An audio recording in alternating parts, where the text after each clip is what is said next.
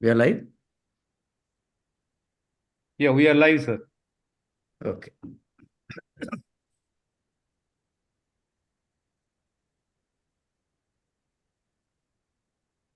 Good morning, the well-wishers of Anekdhara and its wise advisory intellectuals, the discerning guardians, our team, and today's cynosure, Sri Govind Krishnan. And again, good morning, all of you. With your active support and encouragement, Anekdhara is steadfast in organizing webinars on the last Sunday of every month. Is it providential that we bid farewell to a year and welcoming another by remembering a personality who dared to reject the dead past while retaining its best core with a great hope for future indomitable India, our motherland? That daring soul is Swamy Vivekananda. As usual, reactionary and counter-reformation forces try to project Vivekananda as the special symbol of a parochial and perverted part of Hinduism, the grand religion that preaches Vasudhaiva Kutumbakam, and the same Paramatma perverts all life as the only ideal really worthy to be professed, preached, and practiced. Fortunately, there are noble souls who debunk the nefarious project of cliquish Hinduism and exhibit the truth of the the Swami, and the true spirit of the grand Hindu religion he espoused, which inspire all of us. Sri Govind Krishnan is one of the leading lights of this philosophical stream. Without merely satisfying with reporting, Govind Krishnan dared to bring before us the Vedantic Vivekananda in a wonderful book titled Vivekananda, the Philosopher of Freedom, the title of our webinar today. Sri Govind Krishnan V is a long-form journalist based in Bangalore. As a journalist, he has reported from several states in India, focusing on investigative journalism and human rights. In 2014, he received a Red Ink Award for Human Rights Reporting. He has written on politics, corruption, science, development, agriculture, religious fundamentalism, and crime. He has worked for Fountain Ink, Sunday Guardian, and the New Indian Express. His work has also appeared in Scroll.in, First Post, Deccan Chronicle, and the News Minute. Govind occasionally publishes academic articles in philosophy and English literature. He was shortlisted for the prestigious Einstein Fellowship in 2018. He received the Aga Shahid Ali Award for Poetry instituted by Poetry Chain magazine. And I'm sure we cannot find a better speaker to speak on Vivekananda and his philosophy. Govind Krishnan is convinced that his work is the best antidote against the vested interests appropriating Vivekananda. Hence, more and more people should read his book, he feels. He argues that Vivekananda was not a Hindu supremacist, nor a facile glorifier of Hinduism, as some insane powermongers portray him to be. Rather, the writer declares boldly, the entire gamut of Vivekananda's thought stands in direct opposition to all the fundamentalist tenets of negative Hindutva. As a liberal and an individualist, Vivekananda pushed for universal religious tolerance. It is better to listen to this young intellectual fighter for freedom and human rights, giving commentary to the yesteryear's young Swami who jolted the slumbering India and the floundering Hinduism to think and act in the true spirit of Vedantic rishis and Lord Buddha, the light of the world. In fact, I'd like to specially thank Govind Garu. He rescheduled his program and delayed going home to accommodate our timings, because since today is 31st, many people may be interested in celebrating giving farewell or bidding farewell to the old year and welcoming the new year. Thank you very much, Govind Garu. Over to you, sir, now. First of all, I would like to thank Anekdhara for giving me this opportunity to speak about Swamy Vivekananda and his legacy. Thank you so much, Mr. Gagarin. Really appreciate you extending me this invitation. Whenever I'm asked to talk about Vivekananda, I'm always a bit confused on where to start, because there is so much about Vivekananda. Is so vast. The issues he dealt with are so numerous, and the the gulf between the public perception, the public image of Vivekananda that exists today, and the real Vivekananda is very large. So there are many possible points of departure. But what I usually do, because I assume that the audience, not everyone would be familiar with Vivekananda's thought and writing, is I usually start off with a few facts and quotations about Vivekananda, which is not spoken about in public so much, and which I hope will give some kind of a glimpse into how different Vivekananda is from his publicly constructed image. So, a fun fact about Vivekananda. I wonder how many people know that Vivekananda was a chain smoker. Vivekananda smoked hookahs when he was in college. He started, and when he went to the West, because he couldn't get a hookah there, he switched to cigarettes and cigars. And look at his letters and correspondence and anecdotal stories in the complete works of Swamy Vivekananda. It seems that he preferred cigars. He liked cigars the most. So, does a sannyasi smoking, is it something that is wrong? So, for Vivekananda, he felt that smoking did not impede his spiritual progress. And he could go without smoking whenever he pleased. When he wandered all around India for 5 years, from the age of 20, 27, and he went all the way from the Himalayas to Kanyakumari on foot. And during that time, of course, obviously, he had no access to tobacco. He carried no money with him, and it didn't bother him. But when he got the chance, Vivekananda did not see any reason to forego the pressure. And he thought that anti-smoking campaigners, he called them fanatics. Of course, at that time, the link between lung cancer and smoking was not known. So, but it's a moral issue. There is a certain kind of, I'm not advocating that people should take to smoking, but there's a certain moral, higher than the attitude, certain moral hypocrisy behind, moral taboo behind smoking, and it exists even today. And is often invoked by the kind of conservative and reactionary forces that are trying to appropriate Vivekananda. Vivekananda beheld Islam with great respect.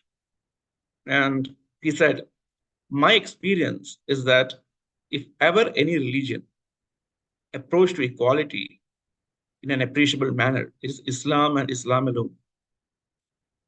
And in another place, he says, even to the Mohammedan rule, we owe that great blessing, the destruction of exclusive privilege. By exclusive privilege, he means caste privilege. The fact is that a lot of people who converted to Islam belong to the so-called lower caste. And they converted because to escape the caste oppression.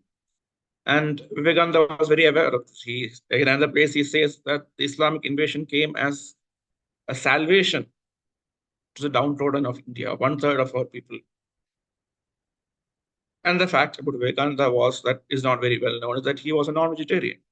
Not only a non-vegetarian, he actually advised Hindus to eat meat because he thought meat would make them stronger.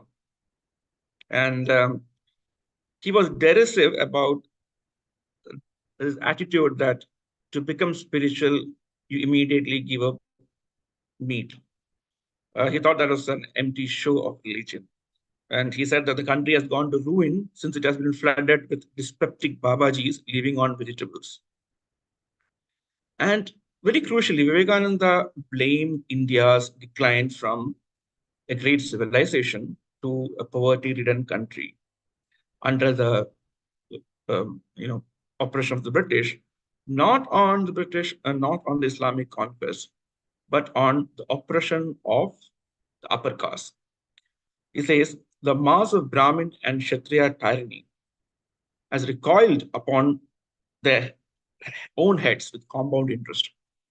And 1,000 years of slavery and degradation is what the inexorable law of karma is visiting upon them. And another place, our aristocratic ancestors went on treading the common masses underfoot till they became helpless. Till under this torment, the poor people nearly forgot that they were human beings. They have been compelled to be merely hewers of wood and drawers of water for centuries.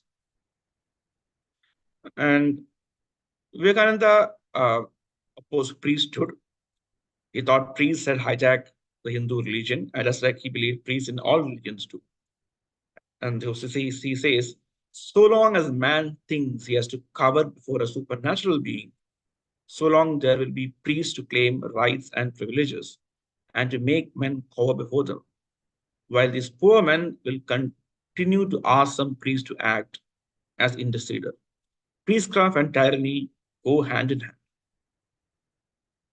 And he considered that taboo on beef eating among Hindus just a local dietary custom. And it had no sanction in the scriptures. There's the Gita, the Upanishads. None of the Vedas, none of the primary texts of Hinduism prohibits the eating of beef. And as the historian D.N. Jha has shown in his book, The Myth of the Holy Cow, the early part of the Vedas actually mandates beef eating. And Vivekananda brings this up many times. So he tells an audience in one place, there's a time in this very India when without eating beef, no Brahmin could remain a Brahmin. You read in the Vedas how when a sannyasin came to the house, the best bullock was killed. So Vivekananda was very iconoclastic. He sometimes was provocative. He liked to puncture the vanities of hypocrisy and pretended piety. So when he visited, this is right before he famous meditation of the rock of Kanyakumari, he was in the kingdom of Travancore, which is present-day Trivandrum, and some upper caste men, some prominent men of the place asked Vivekananda, Swamiji, which do you consider as the most glorious period of Hinduism? Vivekananda's answer was tongue-in-cheek. The Vedic age, when 5 Brahmins used to finish off 1 cow. This is mentioned in Swamy Nikhilananda's biography. This incident is mentioned in Swamy Nikhilananda's biography of Swamy Vivekananda.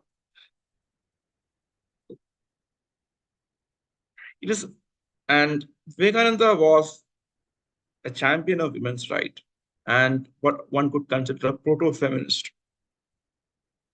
And this is one of the quotes that goes to show his attitude towards the condition of women in society at that time. He says, it is very difficult to understand why in this country so much difference is made between men and women, whereas the Vedanta declares that one and the same self is present in all beings.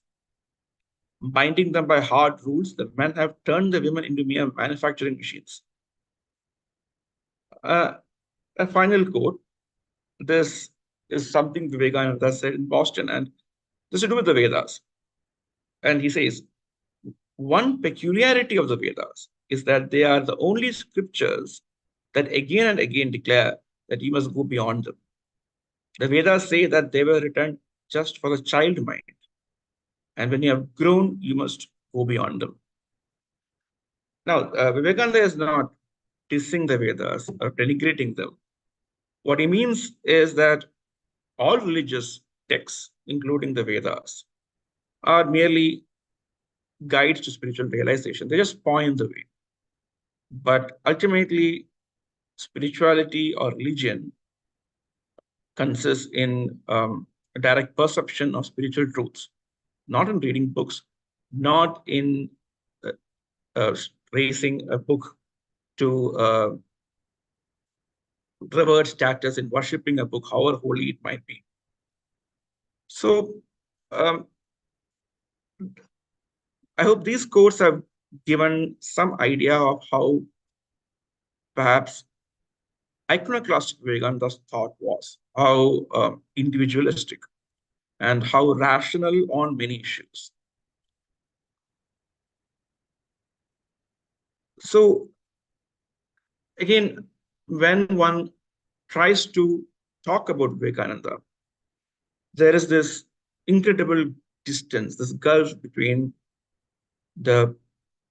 our public consciousness of Vivekananda, the image of Vivekananda that exists, and who Vivekananda truly was in terms of as a person, in terms of his philosophy, and in terms of his personality and attitudes. And I think there are two reasons for this. One is that Vivekananda is not read much anymore.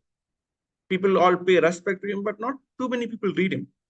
So it becomes easy for people from across the political spectrum, whether it is any party, the TMC, or whether it's the BJP, or whether it's the Congress or the CPM in Kerala, anyone can,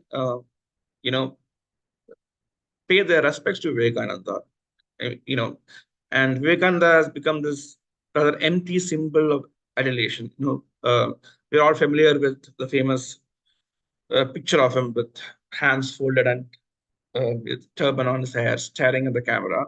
And this symbol, this M, has been eviscerated of any real content. It's just something empty that everyone can, whatever their ideology may be, they can all pay obeisance to, all worship. And then what Vivekananda actually said, what he stood for, gets completely brushed under the carpet. And then this leaves the field open to what is the second point of why this distance exists between our image of Vivekananda and who he really was. Is that this kind of vacuum around Vivekananda has allowed the Hindu right, the Sangh Parivar, to misappropriate Vivekananda, and construct a Vivekananda in their image. That is Vivekananda that is seen by many people as an upholder of traditional Hindu values, as someone who is a conservative or dogmatic, and someone whom the Sangh Parivar claims as some kind of an ideological predecessor. So,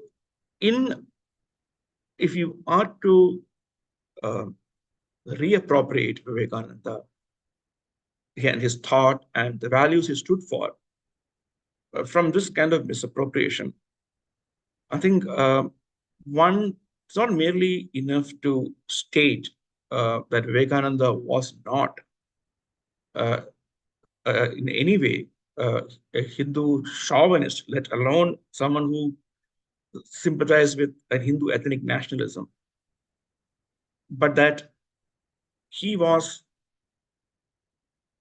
ideologically and philosophically the polar opposite of the Hindutva political ideology that the Sangh Parivar promotes.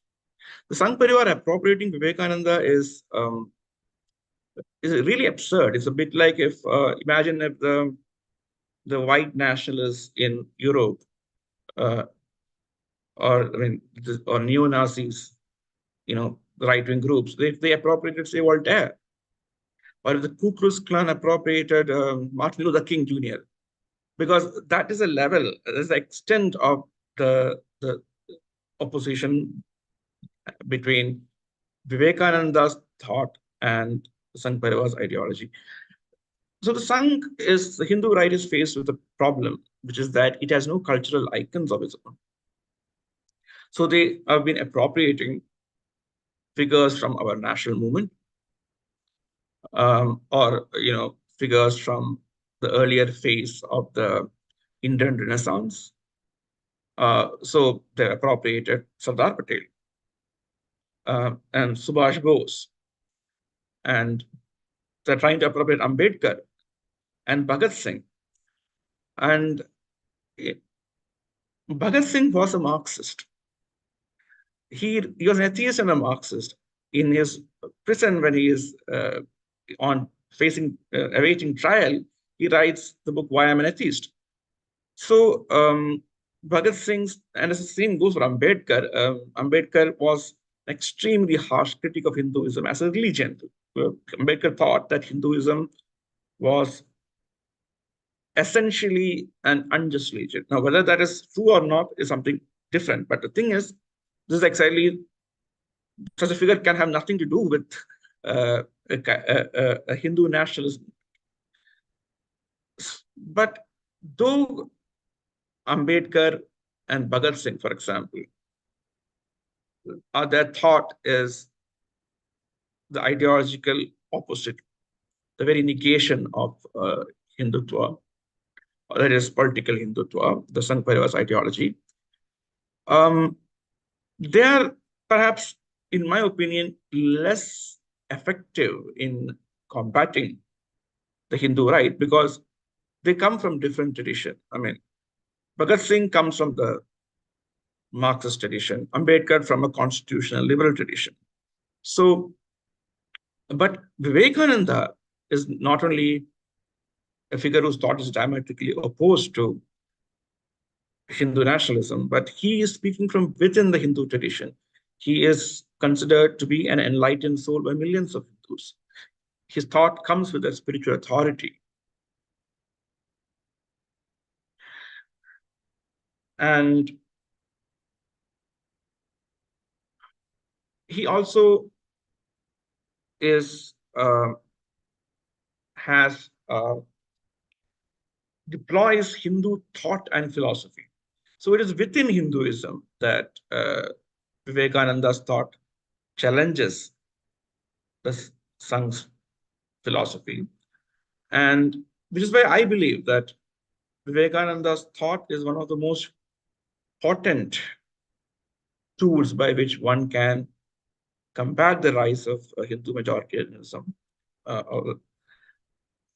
And so in my book, I try to set out the opposition between Vivekananda and the Sangh Parivar. But there are innumerable points of antagonism, ideological antagonism, in terms of philosophy, social values, their views on Hinduism. So it has not been able to capture them all.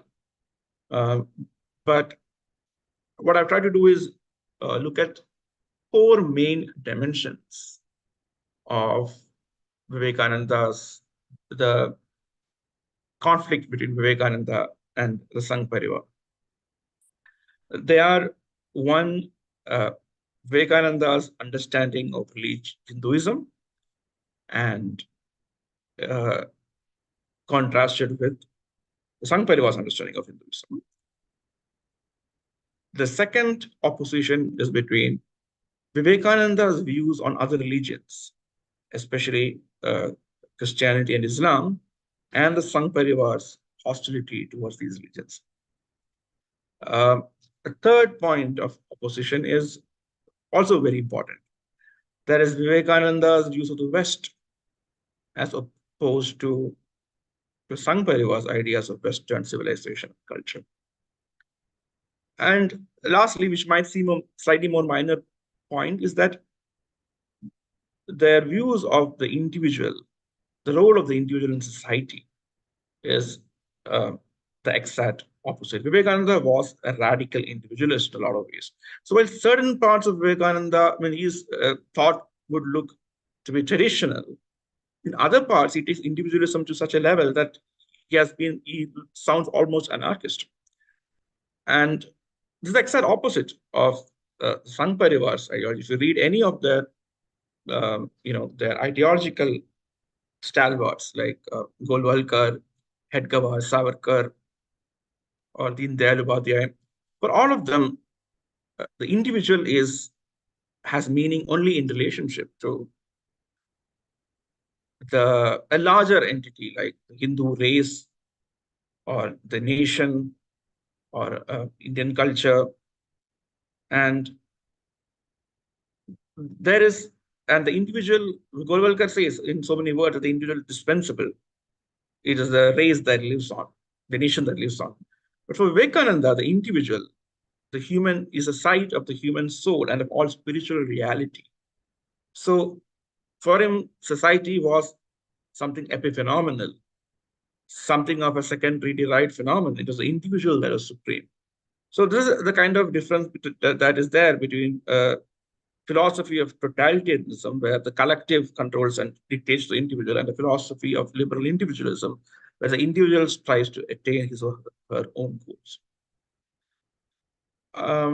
And I got a message from Mr. Bhulchand asking me to highlight the topic of religion from the perspective of Swamy Vivekananda. Yes, I will definitely do that. In the part that I talk about the conflict between Vivekananda's preachings on Hinduism and the Sangh Parivar's idea of it. But before that, what was the difference between Vivekananda's attitudes towards Christianity and Islam and the Sangh Parivars? The Sangh Parivar is openly hostile to both Christianity and Islam, while Vivekananda was accepted, first of all, he accepted all religions as true. So it is not really a question of tolerating other religions. His attitude towards other religions would be that I know that your religion possesses the same truths as mine, only you express it in a different way through different forms. So it was of universal acceptance. And personally, Vivekananda was personally devoted to both Jesus Christ and the Virgin Mary. He used to pray to them. It was part of his devotional life. When Vivekananda went around India, 5 years that he traveled throughout India before he went to the West,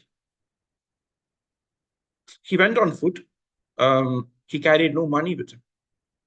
And he was completely dependent upon, is only completely dependent upon begging for his food as well as for his transport. So most of the time he had to walk. Sometimes someone would give, you'd go by bullock cart, someone will pay for the ride, someone would give a train ticket. So he was took no worldly possessions. All he carried was a kamandalu, his water pot, and his walking stick. But he did carry 2 books with him. One was the Bhagavad Gita, which is a text that really inspires Vivekananda. The other book was a book called Imitation of Christ, written by a medieval monk and mystic called Thomas Kempis. Vivekananda actually translates this book into Bengali. The Imitation of Christ is rendered as Isho Vasana. And this book played an important part, or it is a significant part, in Vivekananda's own spiritual evolution, because his ideas of devotion, I think, owe something to the exposition of Bhakti by Thomas Kempis in The Imitation of Christ. And he also uses this book as a kind of guide for his brother disciples, that is the other disciples of Sri Ramakrishna Paramahamsa, Vivekananda's guru.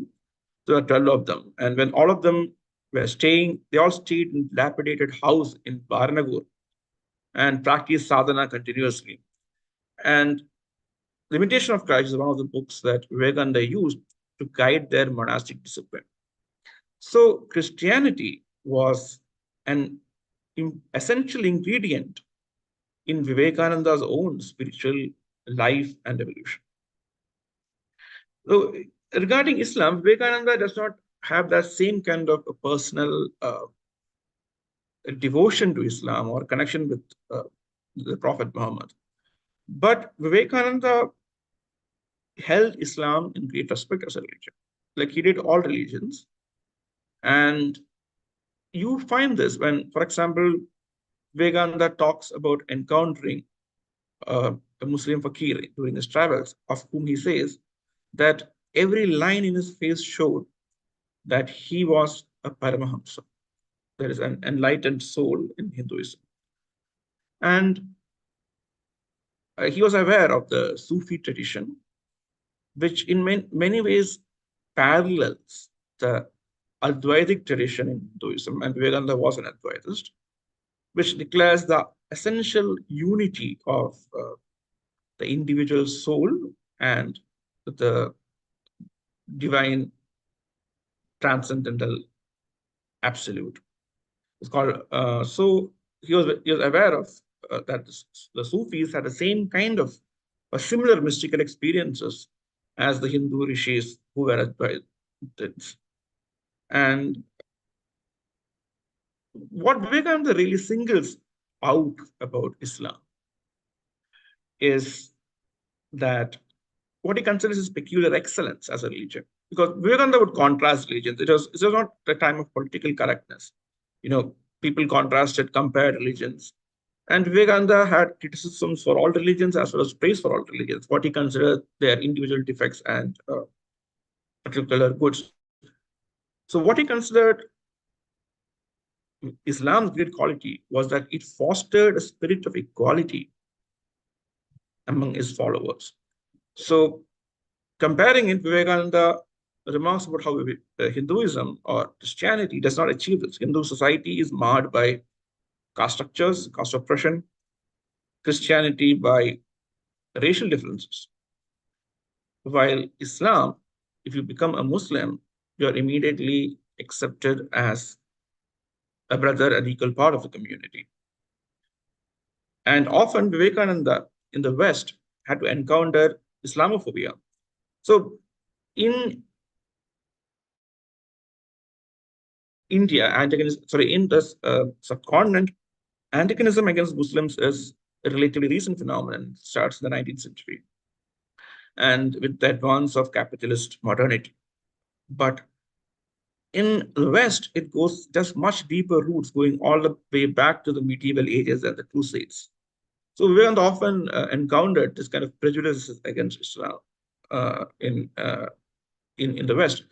And he would defend Islam by pointing out to the Christians that, you say that all Christians are brothers, but here, that's in America, I am yet to find a church where the black man and a white man can kneel together in prayer. But for Muslims, even if you are born of a slave, if you have talent enough, a Muslim can rise to whatever height he wants. And the Sultan of Turkey would not mind dining with a Muslim, even if he is, he was a former slave, or if he was a convert from, say, a Native American Indian tribe. So this, and interestingly, he had a disciple, a Muslim disciple, this man's name was Muhammad Sarfaraz. Sarfaraz Hussain. Unfortunately, we do not have much historical information about him, but Vivekananda encountered him through his travels, and Sarfaraz Hussain took sannyas from Vivekananda and took the monastic name of Swamy Vivekananda. So these are just some of the glaring differences in the attitude towards these the Semitic religions that Vivekananda and the Sangh has. The third thing is the role of the West. Now, the West is the kind of bugbear against which a lot of the cultural conservatism of the Sangh Parivar is directed. The success of the West is secretly envied, and its influence openly resisted. So that Sangh Parivar is constantly talking about how Hindu culture, Hindu values, or Indian culture is under threat from the West and from Western ideas, thought, culture, materialism, etc. So their aim is to keep the West and Western influence out of India. Vivekananda, on the other hand, his vision was to unite the East and the West, taking the positive points from both. And just like Vivekananda glorified, in a lot of ways, glorified Hinduism, he also glorified the West. He had the most remarkable things to say about the West. He deeply admired the West for its social freedoms, for their individuality, but if for their mutual sympathy among themselves, which he thought that Indians at this time lacked, for their organization ability, their quest for knowledge,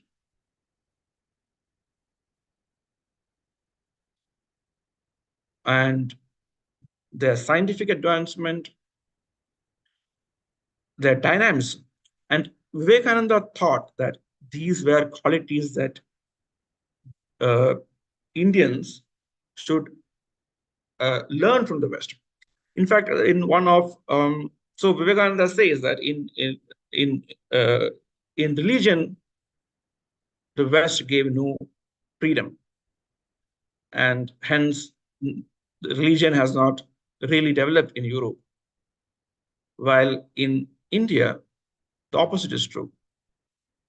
Society was never given freedom, so society in India is cramped. In fact, he calls it diabolical. While there's great freedom in religious matters, so there has been a wonderful spiritual evolution.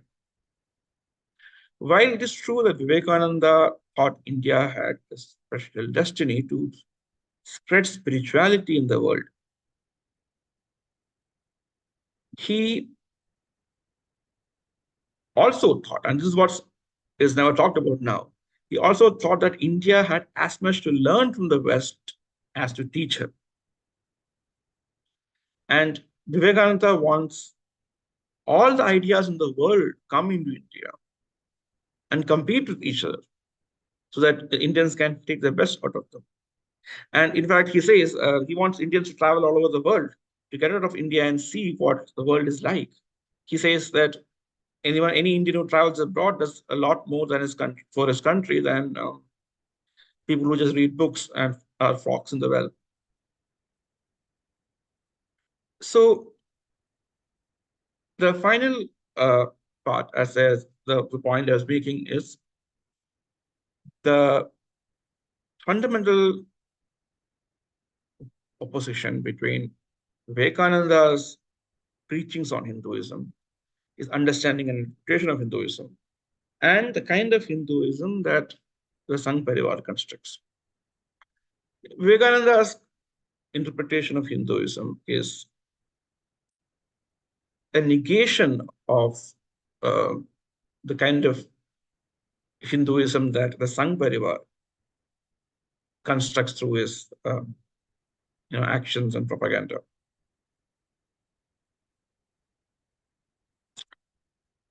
And how is this?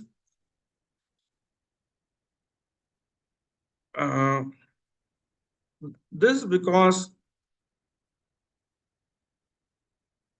now, first of all, to understand let's just take what Vivekananda says about religion. First of all, he accepted that all religions are true, that they preach the same essential spiritual truths.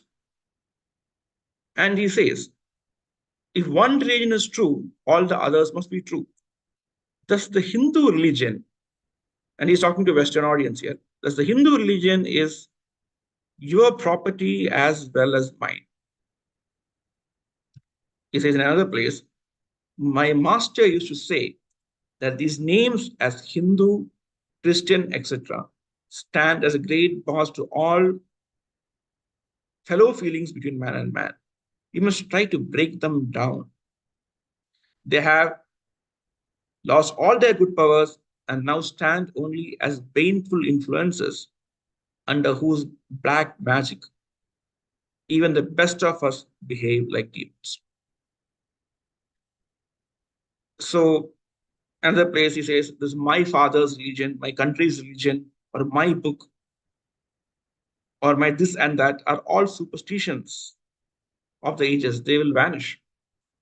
And he says it is not essential whether you believe in the Jewish book or the Hindu book. So, someone had asked me about Vivekananda's view of religion. So, you can see that the 2 points here is that one, he thinks all religions are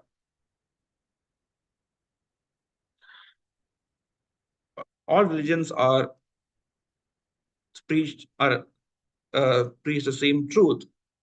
None is superior to the other. And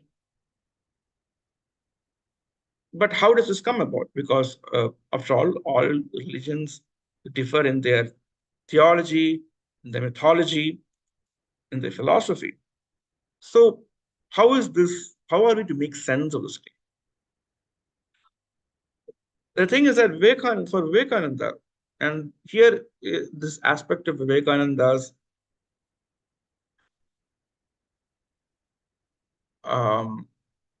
thought is attraction to freedom and rationality comes out. Because Vivekananda says that he repeated this again and again in front of many audiences that do not believe something because it is written in a book. Do not believe it because someone tells you it is true. Question, test it out, and realize the truth for yourself. And this is something that he practiced in relationship to everything. This questioning, critical spirit of interrogation. And even in spirituality, he would say that till you have had direct mystical experience of spiritual truth, you cannot really claim that you have become, you're religious, that you're spiritual. And why is that? He says that till you have directly perceived God, all talk about God is just talk. You have become spiritual only when it becomes part of your experience. So, which is why Vivekananda actually had a kind of soft corner for atheists. He often commented that the atheist is nearer to God than the most theists. I mean, he's talking in the 20th century, late 19th century context, when it was difficult to be an atheist and showed a lot of really independent thinking. So the atheist is struggling on, he is at least thinking for himself. He's searching for the truth. He's not, so he's not resting. So in that way, he's actually on his path to God. And so for all religions, the core of all religions, Vivekananda thought, is certain spiritual truths that various prophets or mystics in that tradition had experienced. This is what informs its concrete forms, its mythology, stories, its rituals, its modes of worship. So all these forms are the language in which these spiritual truths experienced by the prophets of a religion are expressed, or it's an attempt to express. So this differences in, say, theology or mythology does not matter, because that's not the essential thing. Essential thing is the direct perception of spiritual truth.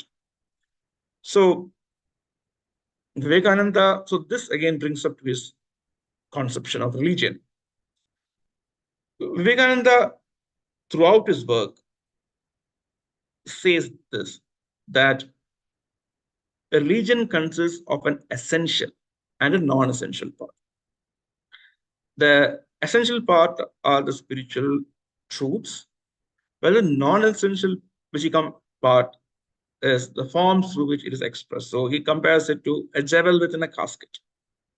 The caskets may differ, but the jewel is what is really worthy. The casket is inessential, but most religions fight over the casket because each has a different casket. So the jewel, the spiritual truth within each religion is the same.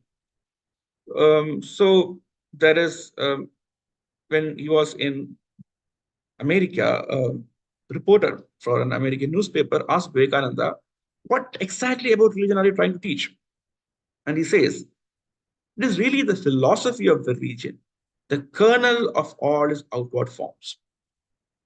All forms of religion have an essential and non-essential part.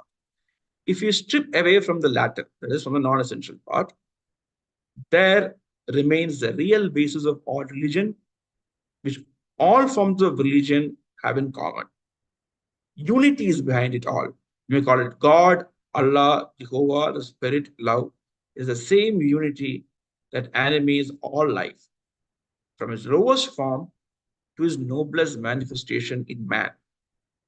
It is on this unity that we should lay stress, whereas in the West, and indeed everywhere, it is on the non-essential that men are apt to lay stress. They will fight and kill each other for these forms, that is, for the non-essential forms, to seeing that the essential is love of God and love of man is curious, to say the least. So then how does this turn out? What are the implications when it is applied to Hinduism? So if you look at the Sangh Parivar's idea of Hinduism, the essence of Hinduism for the Sangh consists in its particular rituals, its festivals, its temples, its mythology, sacred characters, and like Mohan Bhagwat once said that Ram and Gomata are the essence of Hindu culture. And you will find similar statements from Golwalkar and Deen and Savarkar. But Savarkar says that what we have in common, all these feasts, festivals, fasting days, our ways of dressing, our ceremonials, all this is what makes us Hindu. This is the essence of Hinduism. And if you look at the political projects that the Sangh Parivar has launched, especially the Ram Janmabhoomi movement, and now the Krishna Janmabhoomi movement, the Gyanvapi Mosque, it's the central idea is that a temple, particular temple, is essential to Hinduism because a figure revered by Hinduism has historical association with that place. What does Vivekananda has to say about temple, these kind of these forms of these cultural forms of Hinduism? He says, ceremonials and symbols, etc., have no place in our religion, which is the doctrine of the Upanishads, pure and simple. Many people think the ceremonials, etc., help them in realizing religion. I have no problem. And he says of temples, temples have no hold on the Hindu religion. If they were all destroyed, religion would not be affected a grain. Does this mean that Vivekananda wanted Hindus to destroy all their temples give up all forms of ritualistic ceremonial worship. No.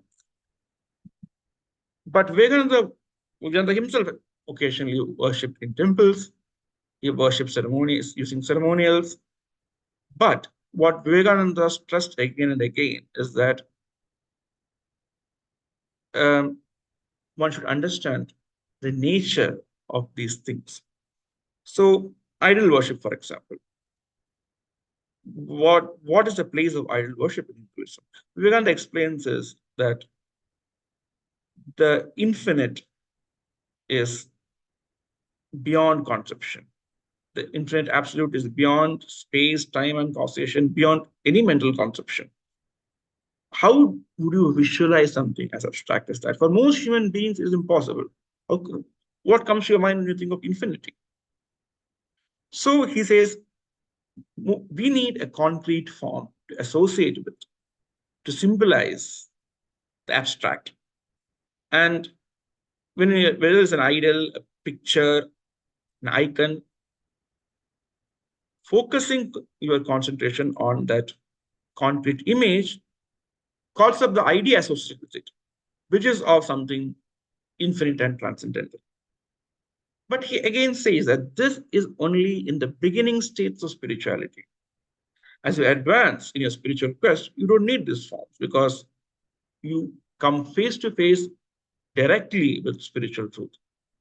So he says these are important for the doing plan of spirituality.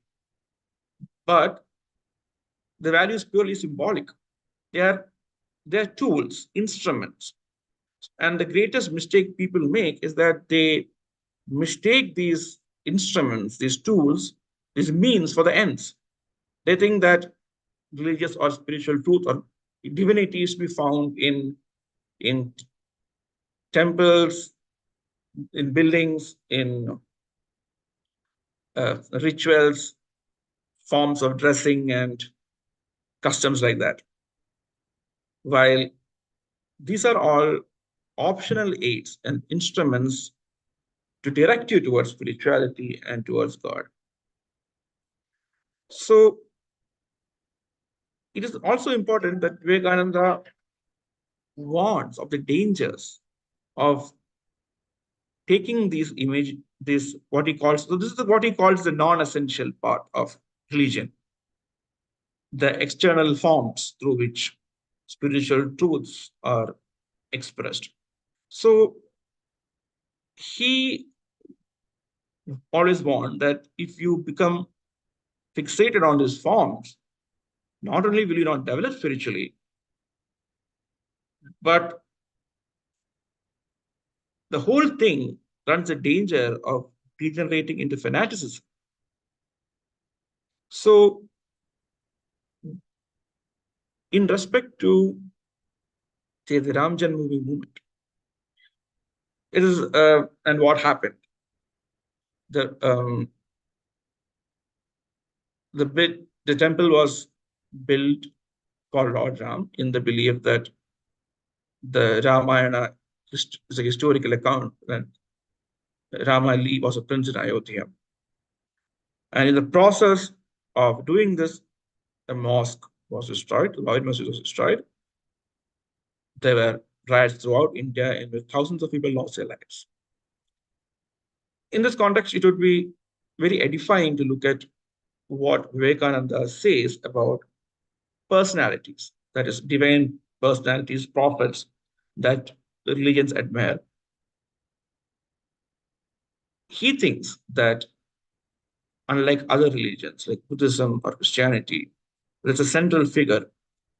The advantage of Hinduism, or Vedanta as he calls it, is that it is not dependent upon any personality. What he says is, I think, very apt to understand, to elucidate the nature of what happens with, say, the Ram Janmabhoomi, for example.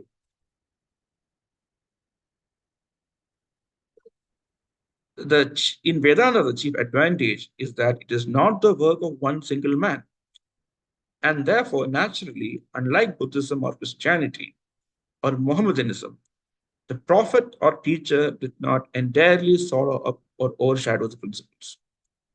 The Upanishads speak of no particular prophet, but they speak of various prophets and prophetesses, that is, the rishis. We can very much agree as to principles, but not very much as to persons. The persons appeal to our emotions, and the principles to something higher, to our calm judgment. Emotions many times drag us down to the level of animals. Emotions have more connection with the senses than the faculty of reason, and therefore, when principles are entirely lost sight of and emotions prevail, religions degenerate into fanaticism and sectarianism. They are no better than party politics. The most horribly ignorant notions will be taken up, and for these ideas, thousands will be ready to cut the throat of their brethren. This is the reason that, though these great personalities and prophets are tremendous motive powers for good, at the same time, their lives are altogether dangerous when they lead to the disregard of the principles they represent. And this raises the question, what are the principles that the figure of Lord Rama represents in Hinduism? And is that the principle that Ram Janmabhoomi followed? Because Ram stood for forgiveness, tolerance, humility, even non-aggression. But these principles have been lost sight of. To build a temple in respecting Lord Ram, the very principles that he stood for are obliterated. The last, in connection with this, one has to just mention one more thing, which is that Vivekananda doubted the historical veracity of the Puranic characters in Hinduism, both Rama and Krishna. And this is because he felt there was no historical proof of their existence. Now, Vivekananda was a devotee of Kali and of Krishna and Shiva. So, but as he says, it doesn't matter to Hinduism whether these people, whether Rama and Krishna were historical figures, because God is what a particular deity in the Hindu pantheon, or for that matter, from Vivekananda, any spirit, the figure in any religious tradition represents is a certain archetype, a certain form through which the devotee can approach and comprehend the infinite, the absolute. The absolute is by its very nature beyond all qualities, or rather, or another way to put it is that it has infinite qualities. So no form can instantiate all of them. So every deity is an attempt to uh, capture some qualities of the divine and a kind of archetypal form, an anthropomorphic construction through which we encounter the transcendental absolute. I would like to end just with, I've not been able to give an idea of Vivekananda's philosophy of Advaita, which is the philosophy of non-duality, which basically declares that is present in the Upanishads. It basically declares that the whole of reality is one undifferentiated reality called Brahman, and that the individual soul or Atman is identical with the supreme reality of Brahman. So this conception is very sublime, and it's perhaps also a bit difficult to understand. So I will not, but I will leave you with something Vivekananda says, which I hope gives a sense of the sublimity of his and universality of his religious conception. Vedanta, this Advaita, has been in India always, but India is full of these temples. The fool dwelling on the bank of the Ganga digs a well for water. Such are we. Living in the midst of God, we must go and make images. We project him in the form of the image, where all the time he exists in the temple of our body. We are lunatics, and this is a great illusion. And again he says, the Vedanta says there's nothing that is not God. It may frighten many of you, but you will understand it by degrees. The living God is within you, and yet you are building churches and temples and believing all sorts of imaginary nonsense. The only God to worship is the human soul, the human body. I think I've exceeded my time by quite a bit, so I'll wrap up now and hand over to Mr. Gagarin.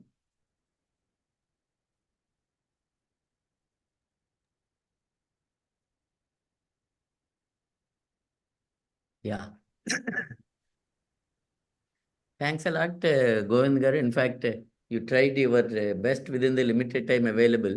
But unfortunately, when compared to offline, online is always some sort of challenging. We cannot see the people.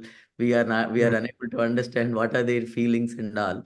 But at the same time, this is what the possibility we found out. This itself is a great thing when we are unable to reach people offline. Online is definitely very important and necessary. And Vivekananda's universalism as taken from Hinduism, especially the Vedantic portion of Hinduism, very well explained. Many people have got some doubts. I hope you have seen in the chat box. You yourself can pick up and then start answering one by one, then how these things. In the meanwhile, a few more things may come. In fact, as you have suggested, what is the best part of Hinduism? Swami, very tongue-in-cheek answer he has given, when 5 Brahmins can finish off a cow. So that in a similar fashion, is it also true? I was surprised when somebody asked him, after the Shuddhi movement, after the conversion of an erstwhile Hindu coming back to the Hindu fold, what will happen to the Hindu, the so-called lower caste Hindus? He simply told, yes, they will go back to their castes.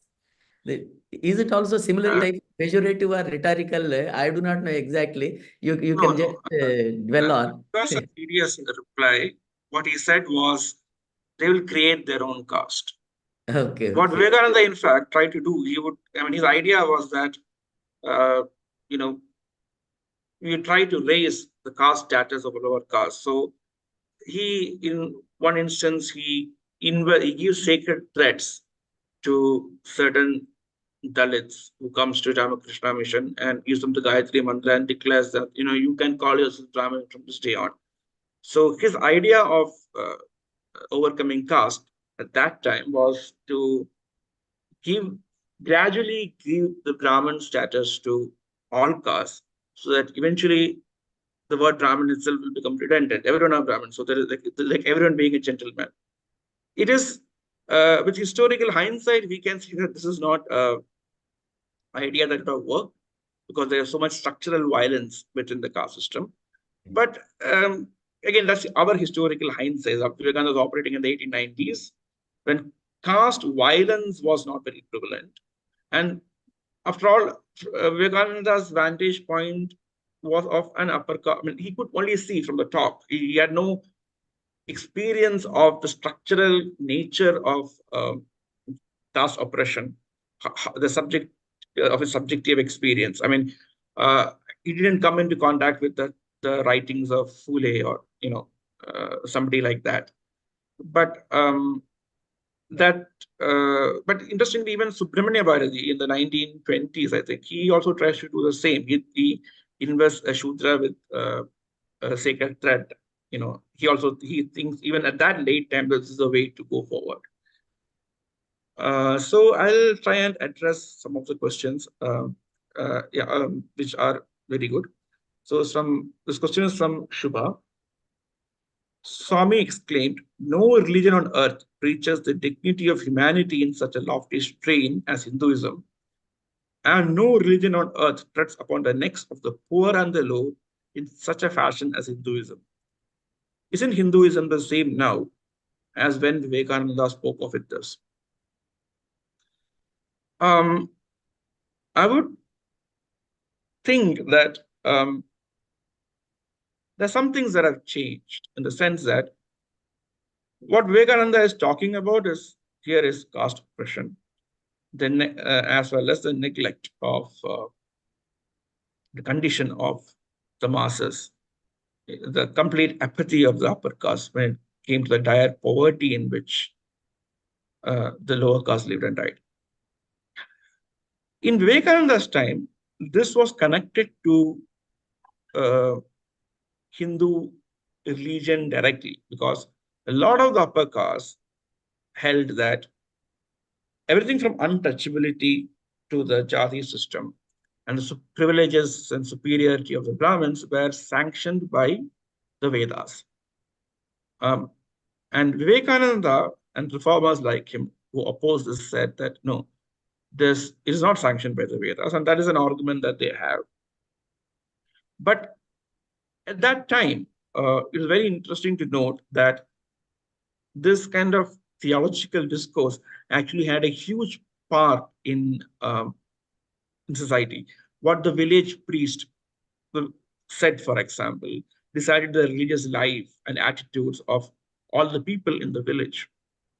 And this upper caste, and this is true to a large extent even in Ambedkar's time, because when Ambedkar is writes his Annihilation of Caste in the 1930s, he says the Hindu is not casteist because he is a bad person.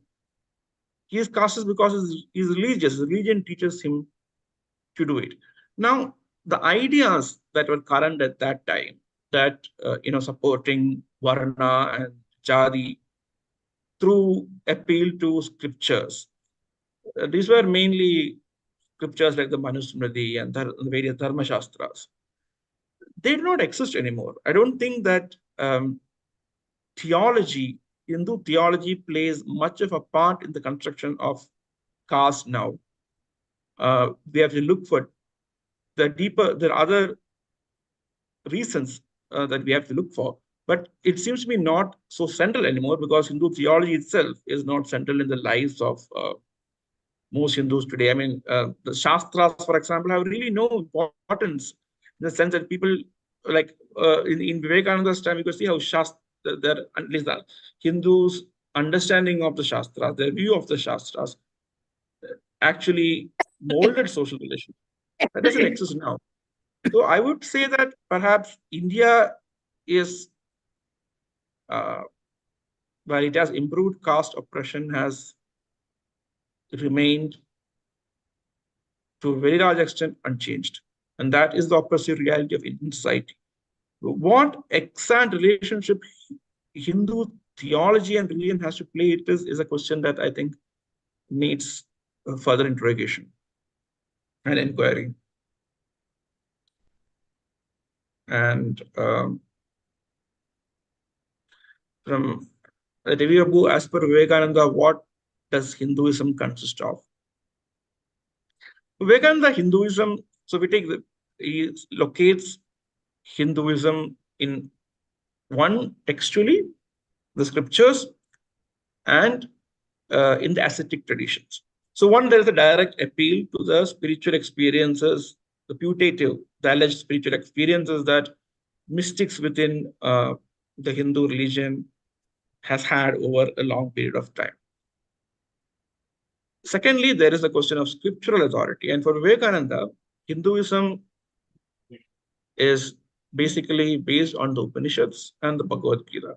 The Upanishads, because they are the knowledge portion of the Vedas.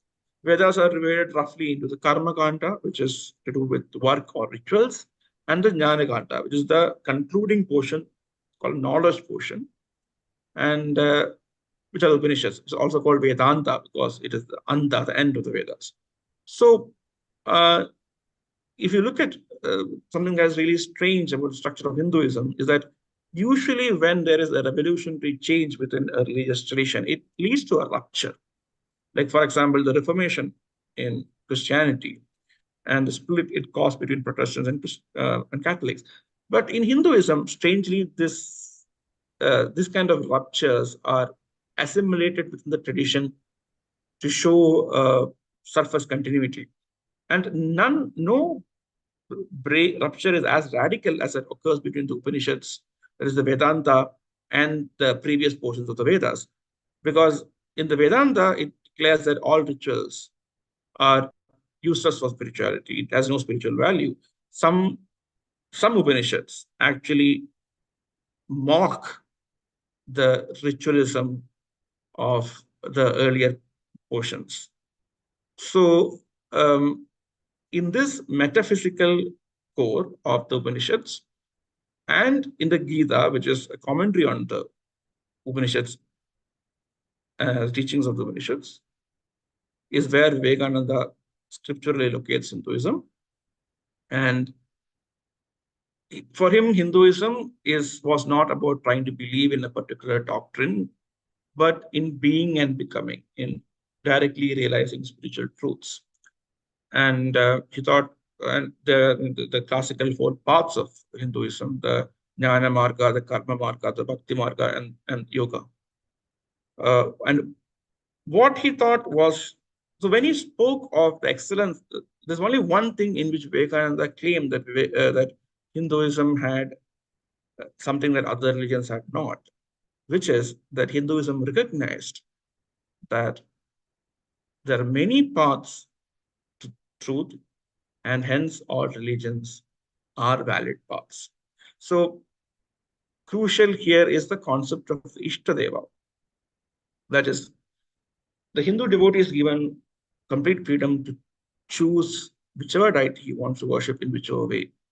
So Vivekananda says of Hinduism that Hinduism lays down one duty and only one duty for the soul. That is mukti, or spiritual uh, salvation. And anything that conduces to his aim, good or evil, marrying or not marrying, all is accepted. So he saw Hinduism as non-normative in that it did not say you should do this or that. Only duty it indicates is to get spiritual realization, and you are free to choose the path you want as long as it takes you there. And coming to one second. From Sai, this question is Ramakrishna mission an unwitting accomplice in the misappropriation of Vivekananda by the hate Hindu forces by being silent at this perversion of Swamy's philosophy? On the whole, I think no, because one, compared to other Hindu religious organizations, Ramakrishna mission has stayed apart from trying to gain any political mileage from the ascendancy of the Hindu right. And secondly, one could ask, why doesn't the Ramakrishna mission speak out? I think the reason is that for over a century, they've had a principled stance that this is a spiritual mission and we will not get involved in political matters.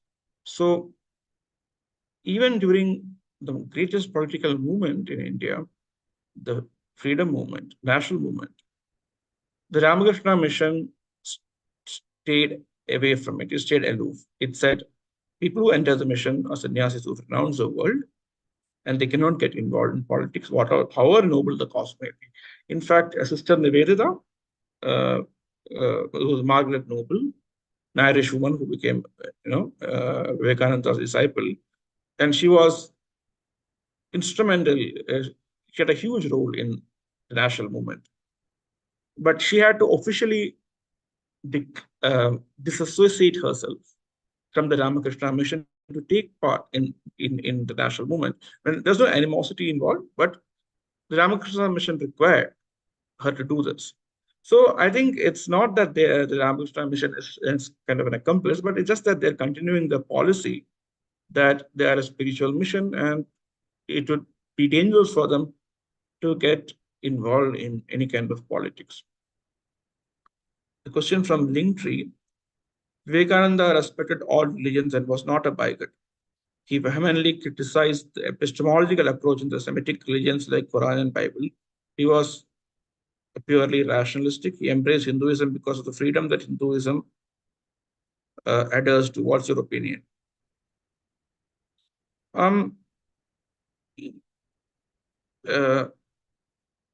Yes. 1 second. This chat. What's your opinion?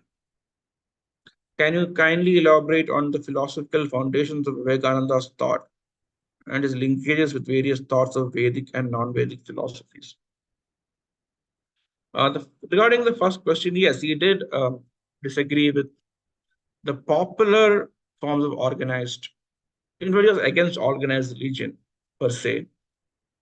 He said that it does more harm than good. And in organized religion, he also included the organized part of Hinduism. And it is true that, especially when you talk in the West, and the assumptions of Christianity then was that you have to believe in a particular doctrine to be saved from hell, to go to heaven. This is particularly strong Christian idea. And he preached that religion is not about trying to believe something. It is about realization, about direct experience of spiritual truths. But then again, he did not think that official doctrines of the church, in the case of Christianity, was the true Christianity. He thought that Christ's teachings were distorted by St. Paul and the church, and he urged a return to Christ's original religion's thought and the original preachings. He said that the Christ's preachings were the preachings of a sannyasi, of an ascetic, and this is actually this is a tradition, modern tradition within modern Christianity, where some Christians hold that one has to return to the original message of of Jesus, which has been obfuscated or distorted by official doctrines and the clergy. The philosophical foundations of Vivekananda's thought and his link, he basically amalgamated yoga, Advaita, and Sankhya philosophies. And what he preached as Vedanta drew upon all three. And this is from Mr. Gagarin. Essential and non-essential of religion. Aren't all religions in the stranglehold of the non-essential? Isn't it the reason the Western interests are able to exploit the masses, keeping them in ritual ignorance? If so, what is the way out?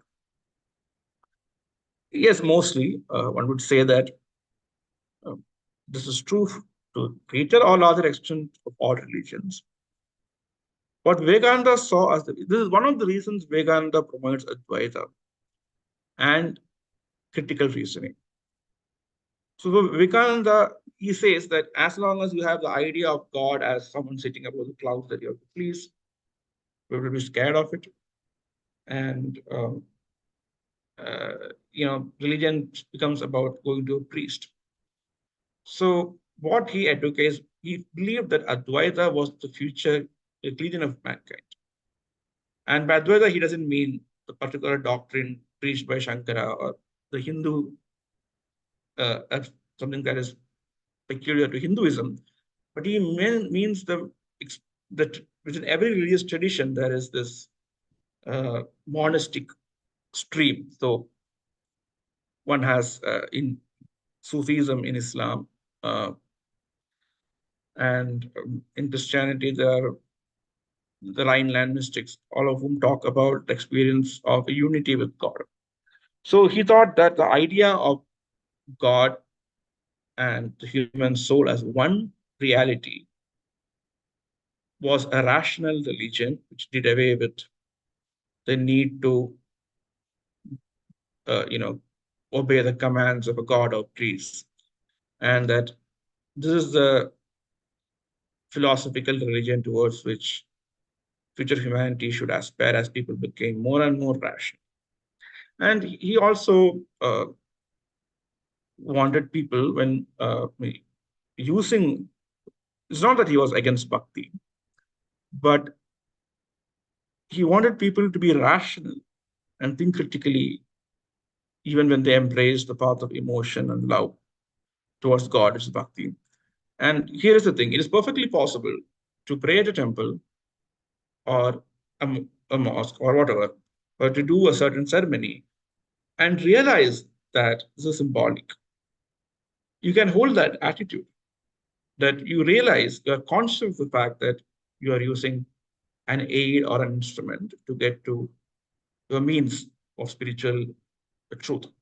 So inculcating a sense of rationality and being guided by reason in within religions is also what Vivekananda thought was the way out of this.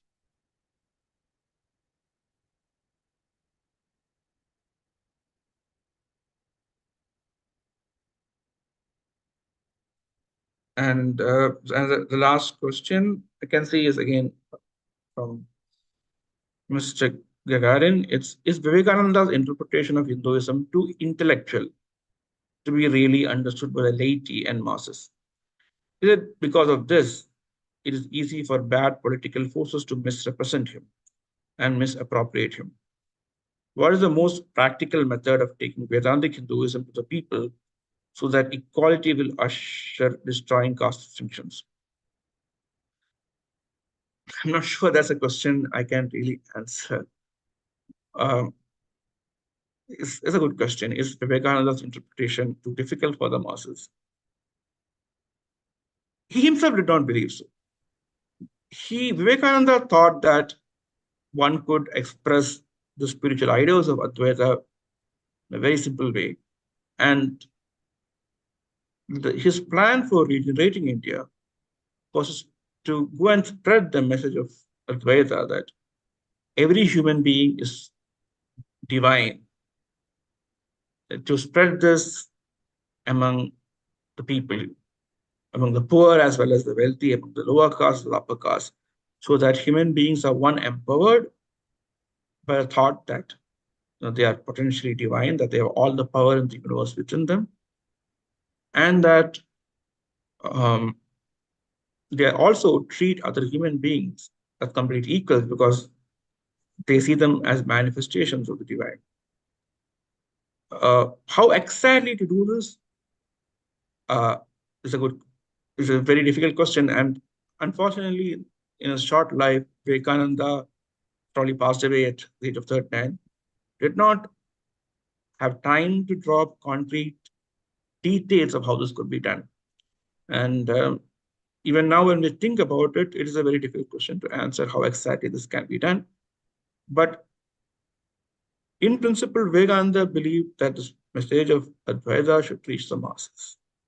And not only that it can be done, but that it should be done for India's progress. I think that is all the questions. You appear to have missed one question. From Linktree, Vivekananda respected all religions and was not a bigot. He vehemently criticized the epistemological approach in the Semitic religions like Quran and the Bible. He was purely a rationalistic. He embraced Hinduism because of the freedom that Hinduism adheres to. What's your opinion about it? I did answer it actually, but I'll recap if you want me to. Yeah, Vivekananda was generally skeptical of organized religion, including the organized part of Hindu religion. He thought it curtailed a person's freedom. And in that sense, what he encountered in the West, the Protestant form, evangelical Christianity, was something that he said, I mean, he disagreed with the principle that, one has to believe something to go to heaven or believe something to be spared from hell. For him, religion was being and becoming, direct realization of spiritual truths. But he did not, on the other hand, he did not identify Christianity or Islam with its popular official doctrines. He identified Christianity with the teachings of Christ, and he held Christ and the Buddha to be the greatest men to have walked the earth. And he identified Islam with, probably with Sufism and its own mystical tradition. So while he disagreed with mainstream epistemology of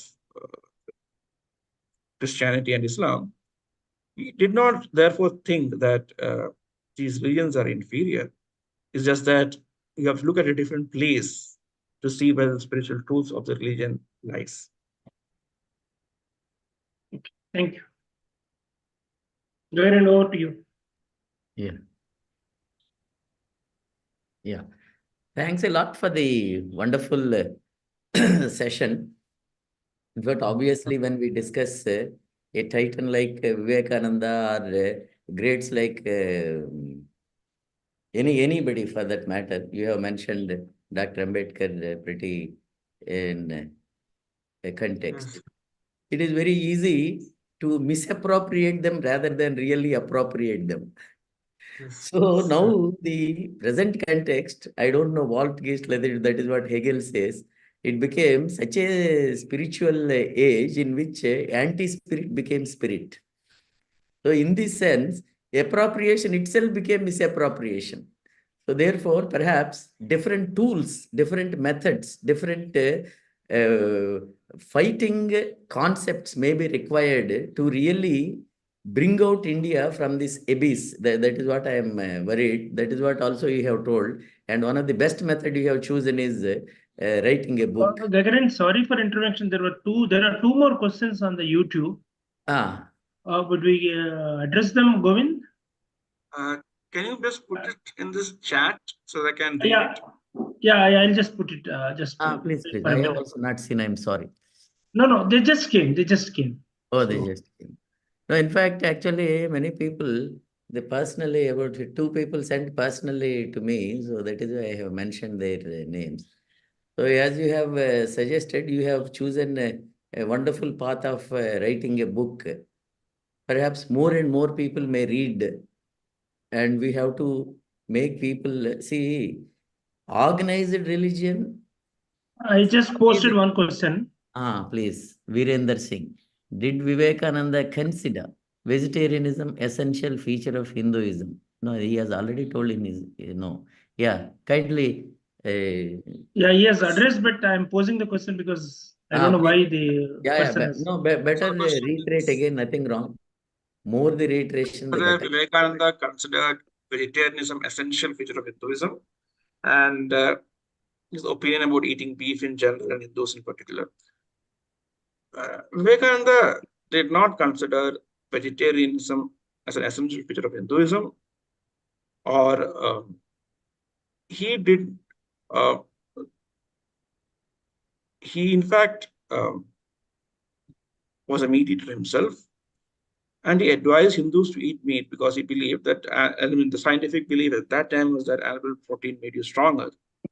And also there is this belief that the reason why non-vegetarian food is not taken by a lot of Hindus is the belief that, there is the 3 gunas, the tamas, sattva, and rajas gunas. There's tamas is kind of dullness and inertia, rajas is activity, and sattva is tranquility and stillness of the mind.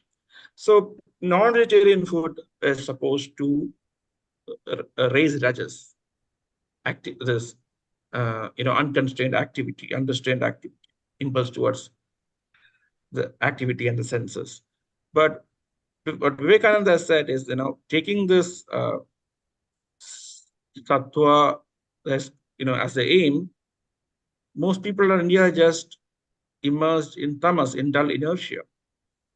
That is only when you have exercised the power of desire and passion that you can think of overcoming it. So I think most of us do not aspire to spiritual enlightenment it's a lofty goal. And Vivekananda did not consider that you have to be vegetarian in fact, he said an exact opposite. But what he did say was that when you become really highly spiritually developed, when you realize the ultimate reality near him, that you do not retain any craving for meat or any kind of special food and what beef eating. Vivekananda, as I said, pointed out that Hindu scriptures, the primary scriptures, the Upanishads, the Gitas, the Veda, does not say anything about not eating beef. And it is also not clear how, and he also said that dietary customs have nothing to do with religion. It's in whatever religion, what we eat or what we don't eat are not essential. These are not the things. The essential thing is to realize the infinite spirit. And that can be done, he says, only by controlling the mind. And that is what the yogis attempt, and that is the sine qua non of religion.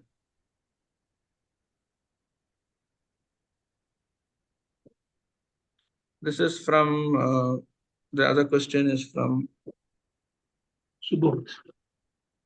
From Subodh Gupta. Yeah.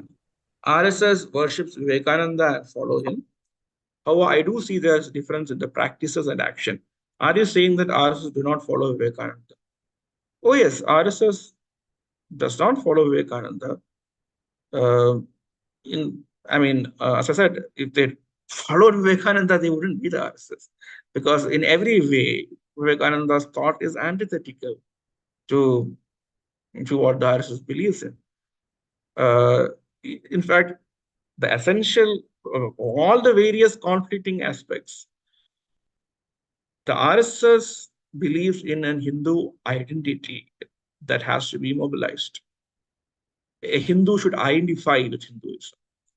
But for Vivekananda, and in fact, even if you look at the Hindu scriptures, the spiritual goal of Hinduism is the final liberation, mukti, moksha, realization of God or Brahman. And as Krishna says in the Bhagavad Gita, detachment is the path towards it. You stop identifying even with your relatives and your children, your parents. So in that case, how can you identify with the religion that you are born into? For Vivekananda, all religions are paths.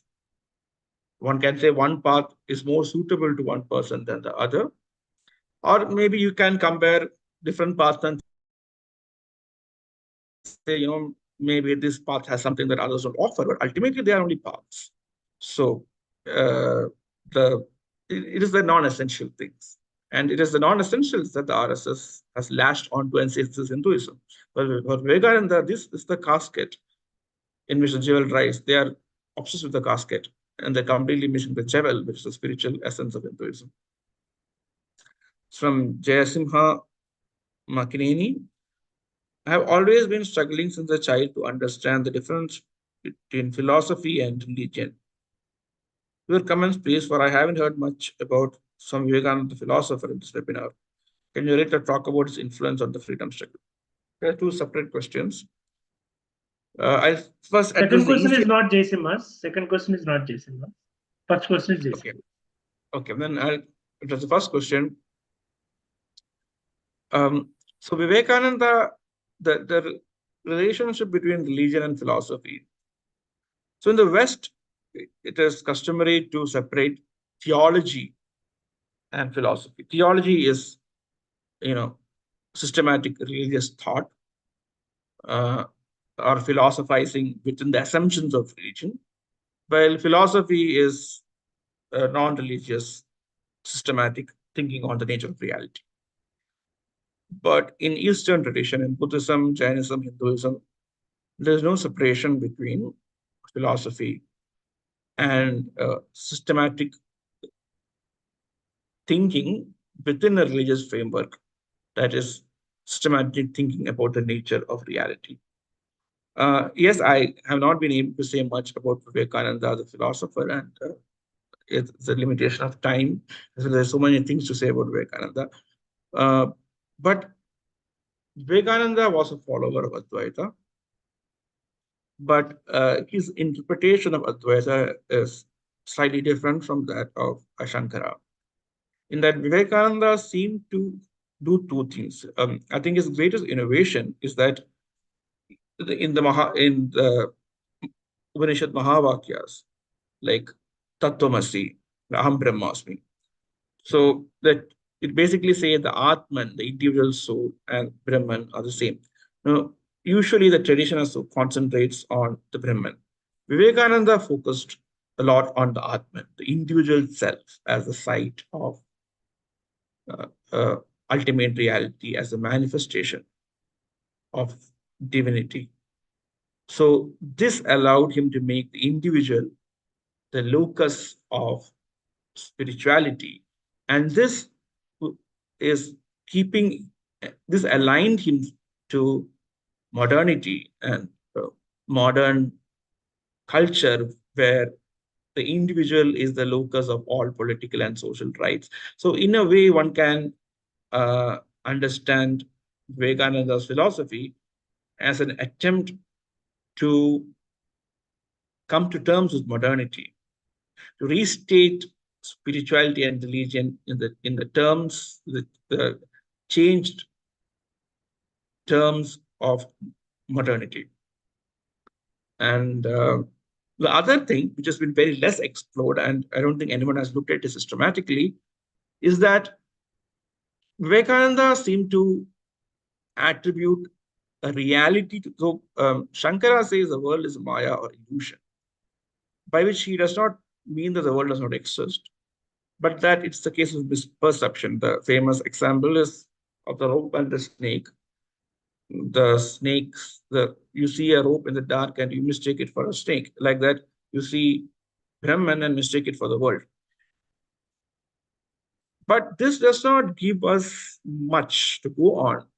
What is the status of the world we are living in? Well, Vivekananda chose to see, following Ramakrishna, while at times he does talk to the world as an illusion, other times he consistently talks about the world as a partial manifestation of Brahman or Absolute. So he says that the goal is to realize the truth behind this world that we see. So it gives some kind of reality to the world we experience, though it is not the reality that we see. So that is a major innovation, though it has not been systematically explored. And I think part of the reason is that Vivekananda's philosophical thought itself has not been systematically explored by philosophers. Can you relate or talk about his influence on the freedom struggle? Indeed, Vivekananda seemed to have had an outsized influence on the national movement. There is a speech that Nehru gives in the Ramakrishna mission about Vivekananda and Ramakrishna, where Nehru says that, Vivekananda was hugely influential in that generation who took up the freedom struggle. That while Vivekananda was not a politician in any usual sense of the word, he inspired a lot of these people, his contemporaries, and that you could call him one of the founders of the Indian national movement. He also, Vivekananda influenced Gandhi. Vivekananda influenced Bose most directly, because Bose, interestingly, studied in the same college as Vivekananda, the Scottish Church College. And what Bose writes about Vivekananda is that if Vivekananda was alive today, he would have been my guru. And he says it is reading Vivekananda that awaked him to the service of the nation. And that this is what I consider most important, that Vivekananda and Ramakrishna's gospel of the equality, the truth of all religions, is basically, he says that it's only this gospel that will allow us to build a future national movement, because India cannot exclusively be the place of any one religion, either of Hinduism or Islam, but that it has to be a country for everyone. And the philosophy of Ramakrishna and Vivekananda allows this possibility.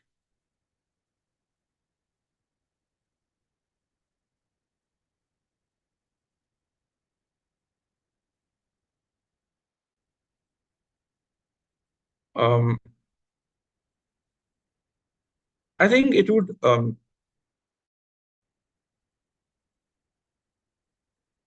have a chapter on education, primary education,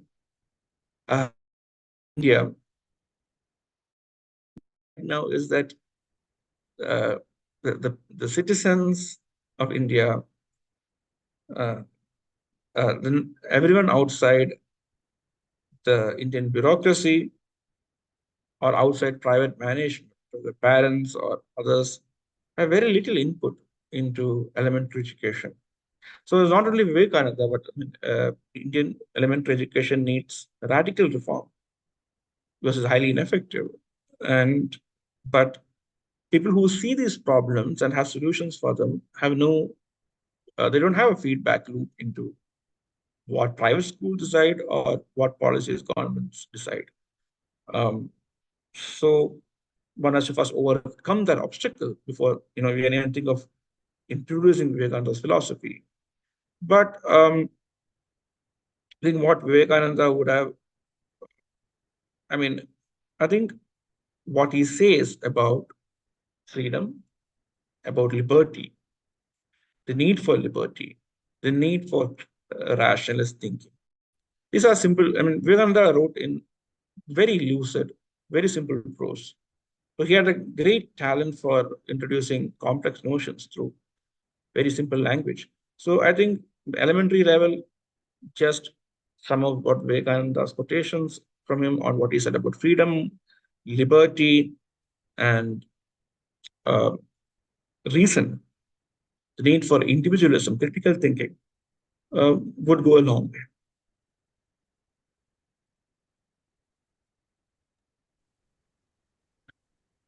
Yes, Vivekananda, the next question is it true that Vivekananda is considered as a reformer of Hinduism? Yes, Vivekananda was indeed a reformer of Hinduism. In fact, one can say that the reformation that Vivekananda carried out succeeded only very partially. What Vivekananda basically fought against a ritualistic understanding of Hinduism, which he thought that Hinduism has been dominated and destroyed by priests, the Brahmin class and the priests, who introduced all kind of notions of caste and rituals into Hindu philosophy, which does not exist. And Vivekananda wanted a more rationalist, philosophically based Hinduism, which went away from ritualism to meditative practice and rational inquiry. He succeeded in convincing perhaps an elite class of intellectual Hindus, but as Hinduism is practiced mostly throughout his country, Vivekananda's reforms are yet to take root.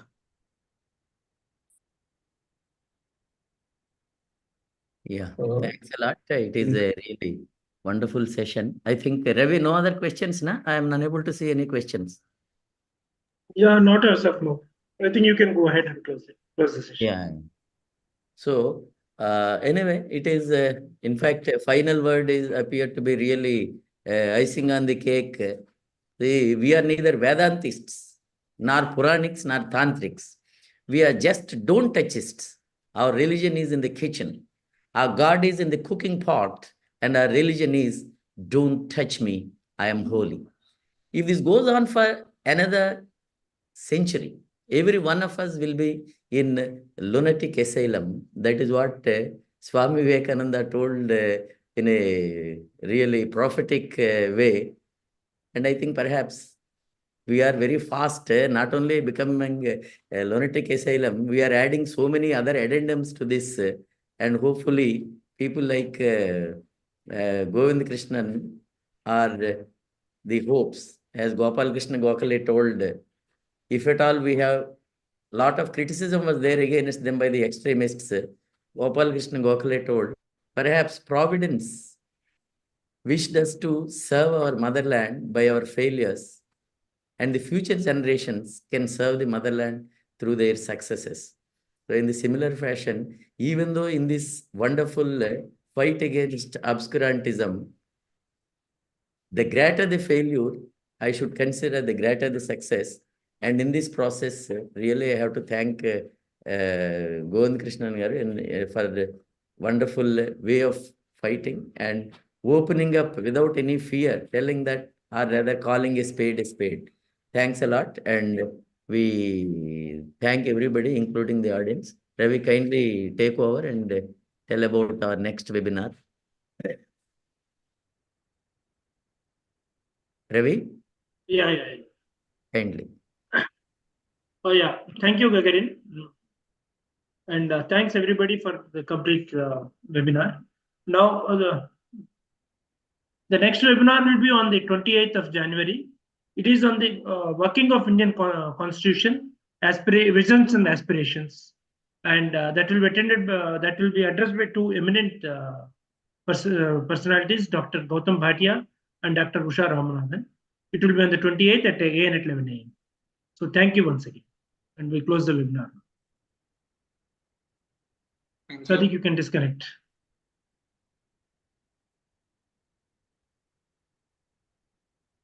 Sadiq, you have switched off the line?